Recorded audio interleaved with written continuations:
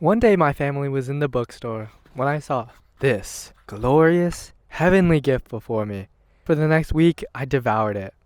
Now, all these years later, as a certified Minecraft pro, I realized the official Minecraft handbook was a scam. The reason Minecraft became so popular in the first place was because it went viral on YouTube, and there are an infinite amount of tutorials there. Why would anyone accept an idiot buy this instead? Well, I actually have all 4 Minecraft handbooks. So why don't we dive into the OG, the beginner's handbook? Okay, you can tell this book is for babies without even opening it. You're alone in a mysterious new world, full of hidden dangers. You have only minutes to find food and shelter, before darkness falls and the monsters come looking for you. I don't think I've been scared of night monsters since I played Pocket Edition. Actually, I do remember in grade 4, there was this one kid, Dirk, who ran over to my friends and I before school and begged us for help. My guy kept getting shot by zombies. They were actually spawn camping him. Dirk had to quit, as the zombies were relentless. My friend, Burke, who we all thought was a Minecraft god because he'd gone to the nether, advised that Dirk should just hide in a hole until day comes. I guess it's those people who needed this. Wow, this is my kind of nostalgia. Look, thick wheat. Moving on, we have an introduction and then a short history, before getting to the controls of Minecraft. Do they know they added this to the game? Okay, the next section is about your first day in Minecraft, and I remember actually using their advice here.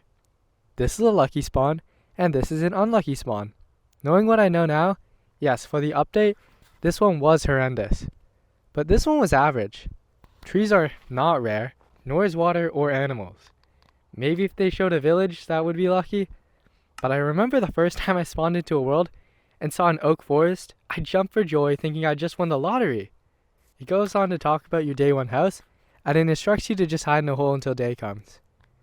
Hey, that's strange. Oh, that makes more sense. Okay, there's a few things wrong here.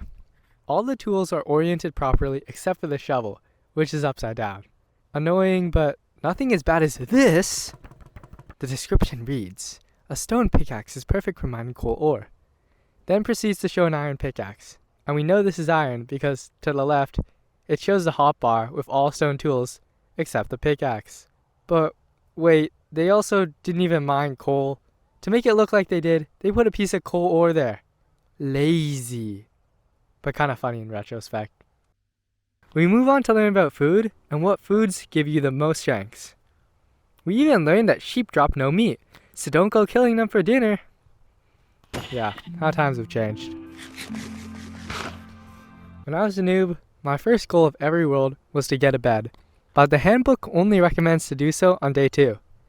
It also hints at the fact that beds can explode in other dimensions.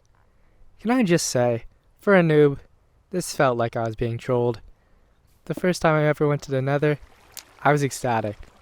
First I had to dig into the heart of the earth to find diamonds. Then I had to find a pool of lava. By the time I made it to the nether, I drained all my resources and energy and was outmatched. So in the hope they would despawn, I decided I'd just lie down for a second. Nah, I was blown up and started crying. Like, what's the point of a guide if you aren't going to tell me anything important? Next, there's a table of elements. It has the block IDs for some common blocks, but no beginner needs to know that stuff. However, turning the page brings us to my most revisited page, A Guide to Mining Rare Elements by Captain Sparkles. I haven't mentioned this yet, but throughout the book, Captain Sparkles makes frequent appearances. Mostly he provides guides, but he also shares the story of his first time playing Minecraft. Pretty much the story is just about how different beta Minecraft was, and how Captain Sparkles was just as much a beginner as anyone else.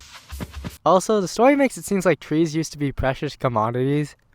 My character ended up on a hillside, next to a beach with a very sparse supply of trees. With less than 5 minutes of daylight remaining and no trees in sight, I was in a bit of a bind. I had found this great location to set up shop, but now I'd be forced to abandon it in search of wood. Maybe wood really was that much of a luxury back then? I never played. Anyway, back on track. Let's see this mining guide. Another out-of-date relic. If someone told me today they were mining for emeralds at Y11, I'd bully them. I think the only reason I kept needing to check this page was because I thought it was the end-all be-all, most correct information. But then somebody at school would say, actually, Y15 is the best for diamonds. So I'd have to go home and verify my knowledge. The next half of the handbook is actually practical. It starts going over every mob, where to find it, and its uses and drops. For hostile mobs, there is also information on how to kill it, or a story or guide from Mr. Sparkles or Paul Soares Jr. If you don't know who Paul Soares Jr. is, who are you? Have you been living under a rock? Do you need me to send help? No, I'm just kidding. Steps we need to do is just go and collect some wood, because what we need to do... Paul is an old YouTuber whose most popular videos are his guides on how to survive your first night, or how to get armor, or how to get food. So he was the obvious choice for somebody to help write the handbook. But even as a kid reading this 10 years ago, I didn't know who Paul was, and only learned in researching for this video. Paul actually still uploads, but let's just say I'm not that interested in Cubic Odyssey. Overall, this section gets a 9 out of 10, if only because instead of giving iron golems their own page, they're just clumped in with villagers. Pages 58 to 61 are all about decorations, and 62 to 65 are about farming. Folks, I have to admit something to you.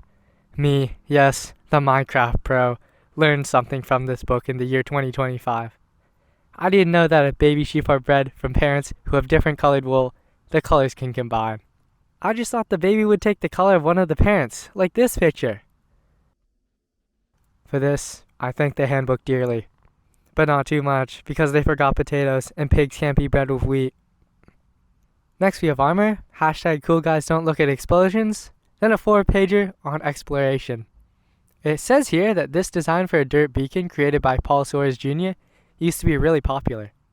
At first I thought there was no way this was true, but a quick search and apparently people even use this trick today. Finally, we come to the last guide of the book. And what better way to cap off this adventure than with minecarts? At this point, horses had made minecarts obsolete, but I guess it's a fun thing to finish off, so I'll allow it. After a quick interview with Notch and Jev, we've made it to the last page of the Minecraft Beginner's Handbook. And with that, we've seen every guide, every mistake, every outdated fact, and subscribed to Captain Sparkles. Revisiting this was just nostalgic for me. Not only as a Minecraft player, but as a person I've changed so much. And life isn't always easy, so it's been nice to relive a bit of the simpler times. As much as I could continue to rip apart this book for the rest of eternity, I spent more days poring over these books than I'd like to admit. Minecraft's always been such a big part of my life, and I hope it continues to be in the future. So I hope you have a great day. Like and subscribe if you're feeling up to it, and hopefully I'll see you in the next one.